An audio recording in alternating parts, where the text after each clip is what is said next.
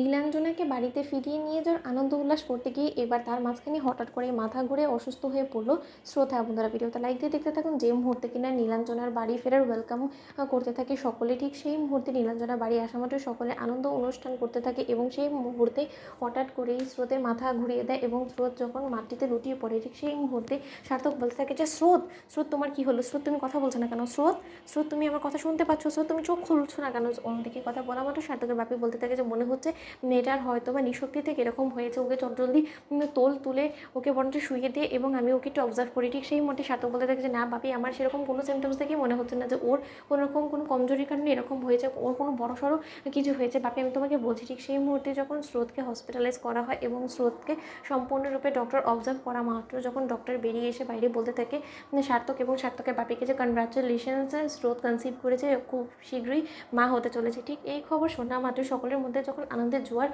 বইতে শুরু করে দেয়, ঠিক সেই মুহূর্তে নীলাঞ্জনা বলতে থাকে যে ডক্টর আপনি আমাকে একটা কথা বলুন তো, স্রোতের প্রেগনেন্সিতে কোনো কমপ্লিকেশনস তো নেই না? কারণ আমাদের বাড়িতে কিছুদিন আগে রায় দিদিভাই ডেলিভারি হয়েছে এবং রায় দিদিভাইয়ের গোটা ট্রাইমেস্টার জন্য অনেকটা কমপ্লিকেশনস ছিল এবং স্রোতের এই বয়সে হঠাৎ করেই প্রেগনেন্সি নিয়ে নেওয়াটা কি আদৌ ওর জন্য ঠিক হবে? ঠিক সেই মুহূর্তে যখন সার্থক বলতে থাকে যে কেন দিদিভাই তোমার হঠাৎ করে এতটা আপত্তি কেন শুরু হয়ে গেছে সেটাতে আমি বুঝতে পারছি না। স্রোত কনসিভ করেছে, তাতে তো তোমার মুখ ভার করার কথা না। এবং তুমি একটা কথা ভুলে গেলে কিন্তু কোনো মতে চলবে না যে আমি নিজে একজন ডক্টর এবং স্রোতের কোনটাতে ভালো হবে বা কোনটাতে খারাপ হবে সেটা নিতান্তই বোঝা সম্পূর্ণরূপে দায়ভার কিন্তু আমার দায়ী। সেটা নিয়ে তুমি মাথা ব্যথা না করলেও চলবে, সব বিষয়ে তোমার এত নাক না গলানোটাই ভালো।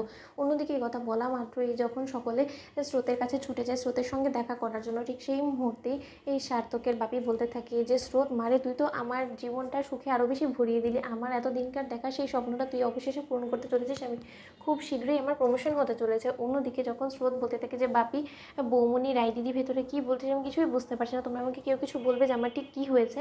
ঠিক সেই মুহূর্তেই যখন রায়ের বৌমনি বলতে থাকে যে স্রোত তুমি খুব শীঘ্রই প্রমোশন পেতে চলেছ, তোমার ঘর আলো করে ছোট্ট একজন অতিথি আসতে চলেছে। ঠিক সেই মুহূর্তেই স্রোত ঘাবড়ে যায় এবং নীলাঞ্জনা যখন স্রোতের চোখ মুখ দেখে বুঝতে পেরে যায়, ঠিক সেই মুহূর্তে নীলু বলতে থাকে যে স্রোত তুই এতটা ঘাবড়াচ্ছিস কেন বা ঘামছিসই বা কেন সেটাতে আমি বুঝতে পারছি না। কারণ এক্ষুনি তো তোর বর আমাকে বললো যে তোরা বুঝে শুনেই সব কিছু প্ল্যান করেছিস, তাহলে এই যাতে তুই এতটা ঘামছিস কেন? অন্যদিকে সার্থকের বাপি বলতে থাকে যে নীলাঞ্জনা এক্ষুনি কিন্তু আমার ছেলে তোমাকে বাইরে একটা কথা বললো যে তোমার সব বিষয়ে নাক না গলানো চলবে, তাই এই বিষয়ে তুমি বরঞ্চ হাজব্যান্ড ওয়াইফকে বুঝতে দাও, তুমি সব বিষয়ে বুঝতে যেও না। অন্যদিকে যখন সার্থক বলতে থাকে যে স্রোত তোমাকে একটা কথা বলে দিচ্ছি, তুমি এই গোটা ট্রাইমেস্টার জুড়ে তুমি তোমার মিসদি ভাই থেকে একটু দূরত্ব বজায় রাখারই চেষ্টা করো। কারণ আমি যখন থেকে তাকে দেখেছি যে সে তোমার মা হওয়ার কথাটা শুনেছে তখন থেকেই তার এতটা আপত্তি কেন জেগে উঠেছে তোমার এই মা হওয়া নিয়ে, সেটাই আমি বুঝতে পারছি না। তাই তুমি একটু অ্যালার্ট থেকো। তো বন্ধুরা লাইক এবং শেয়ার করে সাবস্ক্রাইব করতে ভুলো না।